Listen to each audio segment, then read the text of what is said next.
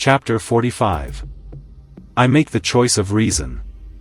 If I let myself go, I would have to live knowing that the rest of humanity is being mocked and manipulated. I should live knowing that freedom does not exist. I should live thinking that I have preserved this system. I have the greatest difficulty in deciding to kill the one I just found. The doubt is too deep. Choosing between the good for all or the pain for me is totally impossible. The question is simple, though. But this choice involves me so much. Even if deep down I already know that I refuse to live with the guilt of having betrayed all humanity. I don't know if he perceives this deep hesitation, or if he knows what I'm going to decide, but it's still that he makes my task easier. He starts to scream in a different voice than the one he had before.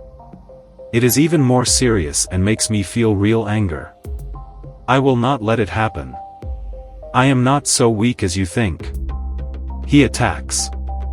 It teleports 100 meters back while 6 light points appear around Maine. 6 new versions of the AI are popping up from the light circles. They are now about 10 meters above me. The fight starts instantly. They are coming at me. I build a dome of electrified matter as a bulwark. While they strike on my shield, I destroy the ground and plunge into the breach. As they interpret my intentions, I come out from behind them. Eventually, I strike first. My hands become flamboyant and as sharp as a laser. I cut one in half from head to toe. I cut the second closest to me. More than 5. The AI and its doubles reposition themselves in a circle around me. I prepare to receive them. I create huge luminescent rings and make them spin around me. They tear and destroy any individual who would attempt to approach me. And at the heart of this device, I build real cannons of light at the end of my arms. Then I project bursts of pure energy on everything around me. I manage to combine devastating attack and impregnable defense. The cocktail is very effective. The entire base structure of AI suffers from this treatment. In a few seconds the huge room became a real field of ruins. Everything explodes, ignites and breaks inexorably. I move at very high speed and I do not wait to reach them one after the other. More than 2. I approach the last one before dealing with the original. While he expects the same treatment, I change form. The rings and the cannons disappear.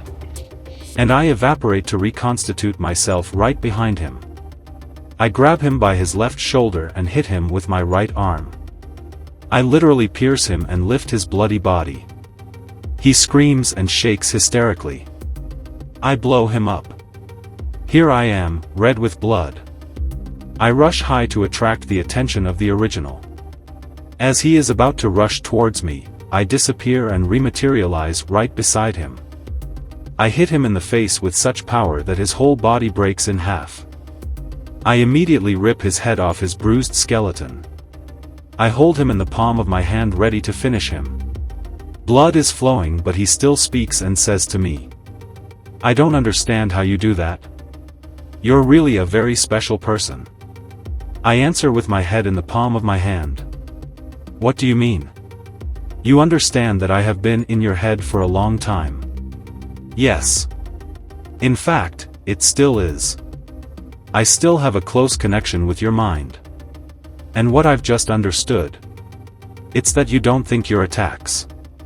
You don't prepare your sequences. You strike by instinct. So I can't cheat. I can't anticipate. I suffer your reflexes without being able to adapt. I was convinced that I had an advantage over you, a secret card that would give me victory. I was wrong.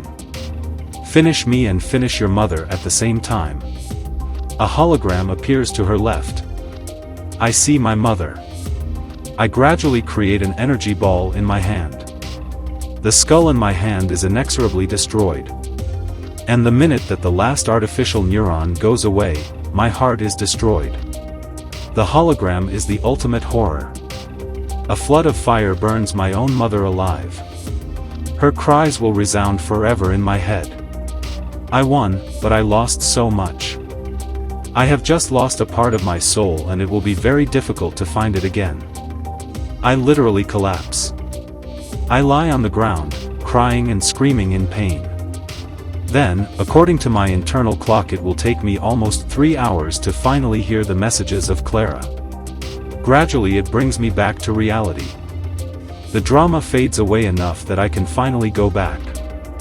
I leave the devastated base behind, it will forever be the tomb of the AI. I'm back in the interstellar cold. Here I am back on Earth. Time has passed and our victory over the Gruul has allowed us to build a new world. We are committed to the proper redistribution of wealth. On the true respect of our land and all its creatures. I have taken a place of first order. I am one of those who make sure not to fall back into our old selfish ways. Finally, I want to tell you that I have a daughter. She is beautiful. And tries to be the best father for her. Her mother is the happiest in the world. She is 12 years old today and I am very proud of her. Clara, Jacques and Amethyst are still essential components of my life. And despite the pain of losing my mother, I am proud to have helped create a new world. Let us ensure that it can continue on this new path. We will see. The end. David Berg.